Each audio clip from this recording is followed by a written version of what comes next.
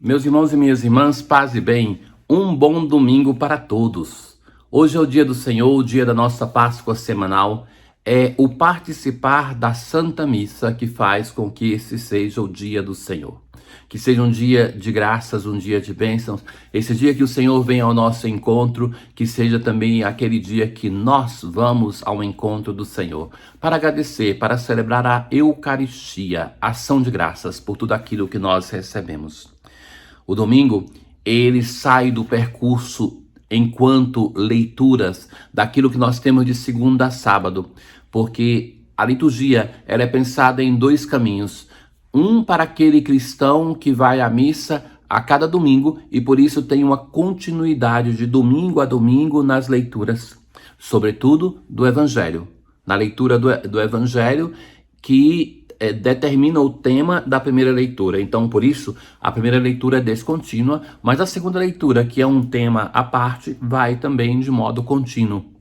Já durante a semana, nós temos um outro ciclo, que é a leitura contínua do Evangelho e da primeira leitura em temas diferentes, que vão de segunda até sábado.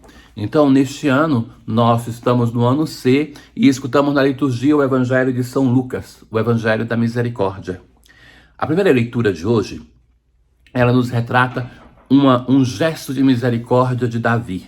Nós, para quem participa da missa durante a semana, para quem nos escuta, para quem lê a leitura semanal, nós já encontramos esse episódio de Davi com Saul. Por dois momentos, Davi poupa a vida de Saul.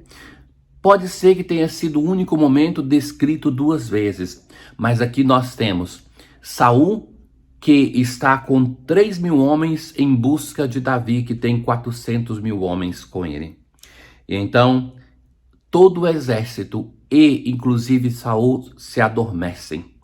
E Davi então entra no meio do exército e antes disso, Abisai vai dizer assim: Deus entregou hoje em tuas mãos o teu inimigo. Vou cravá-lo em terra com uma lançada e não será preciso repetir o golpe. Então, esse que é colaborador de Davi vai dizer assim: é Deus que te confiou para que você o mate. Veja que muitas vezes nós instrumentalizamos Deus para justificar aquilo que nós queremos.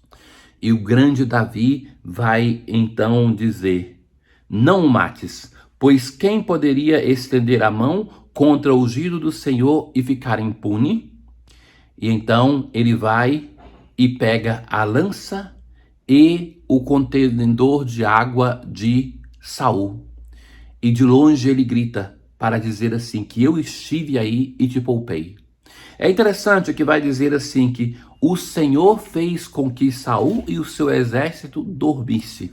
Como acontece no Gênesis também, que Deus adormece Adão para criar Eva.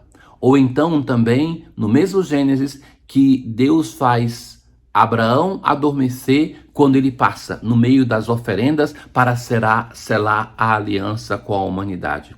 Em grandes momentos da história da salvação, o homem está adormecido, porque ele acordado muitas vezes atrapalha a ação de Deus. Então hoje, nós no Salmo, depois desse gesto bondoso de Davi para com o seu inimigo Saul, nós vamos rezar: o Senhor é bondoso e compassivo. Não te esqueça de nenhum de seus favores. Ele perdoa, cura, salva a tua vida, te cerca de carinho e compaixão. O Senhor é indulgente, favorável, paciente, bondoso, compassivo. Não nos trata como exigem nossas faltas. O Senhor tem compaixão dos que o temem. É essa compaixão que nós recebemos de Deus que nós vemos retratada em Davi para com Saul. Mas é este, sobretudo, o tema do Evangelho. Jesus, depois de termos ouvido no domingo passado a primeira parte do sermão da planície, as bem-aventuranças, agora Jesus continua com um discurso que fundamentalmente chama a nossa comunidade cristã. Ele está falando para nós, os seus discípulos, para termos uma atitude diferente daquela do mundo. O mundo persegue, nos ensina, sim, a odiar quem nos odeia, a perseguir os nossos inimigos. O discurso de Jesus é justamente o contrário. A vós que me escutais, eu digo: amai os vossos inimigos e fazei o bem aos que vos odeiam. Bendizei e rezai por aqueles que vos caluniam. Veja que é romper a lógica do ódio. O discurso do mundo é aquele: se alguém te odeia, você deve odiar. Amar aqueles que te amam. Jesus vai dizer: não, não é assim. Prolongar a cadeia do ódio, se ninguém decide a romper o ódio com o amor, o ódio não teria fim. E o problema do ódio é ainda que se paga o mal com o mal ainda maior. A lei de Talião não basta, olho por olho, dente por dente, mas se paga às vezes 10 olhos por um olho, 10 dentes por um dente. Então, se alguém te der uma bofetada, oferece o outro lado. Se alguém te rouba um manto, oferece também a túnica. Dá a quem te pedir, e se alguém tirar o que é teu, não peças que o devolva. O que vós desejais que os outros os façam, fazei-o também vós a eles. Esta frase sintetiza o evangelho de hoje. Aquilo que nós queremos que o outro faça a nós, vamos nós e façamos a ele. Se nós queremos que ele nos perdoe, perdoemos. Se nós queremos que nos faça o bem, façamos o bem. Então, romper a lógica do ódio é fundamentalmente isso que o Evangelho nos diz. Porque se amais somente aquele que amam, os pecadores fazem isso. Se fazer o bem somente aquele que te faz o bem, os pecadores fazem o mesmo. Se emprestais somente aquele que pode devolver, até os pecadores emprestam. Ou seja, o Evangelho não teria acrescentado nada de novo a nós, a nossa vida. Estaríamos simplesmente fazendo aquilo que os outros fazem. Mas o Evangelho deve descer na nossa existência, no nosso coração, deve nos transformar profundamente. Só assim nós vamos entrar numa lógica evangélica, no modo de pensar e de proceder, aquilo que o apóstolo Paulo vai insistir: tende em vós os mesmos sentimentos de nosso Senhor Jesus Cristo.